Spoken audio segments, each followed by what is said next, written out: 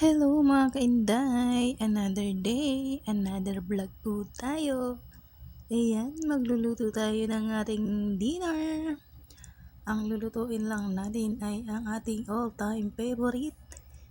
Magluluto lang dinner na adobo chicken feet. Ayan mga kainday, magsusutay lang tayo ng bawang sibuyas. And then, sasamahan natin yan ng luya na pampatanggal ng lansa. And then, ang ating main course na chicken feet. Ayan na.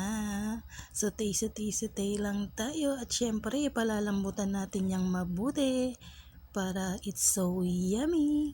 And then, nalagyan ko dyan siya ng sili na ganang kumain. And then, ang dahon ng laurel ng ating pampalasa.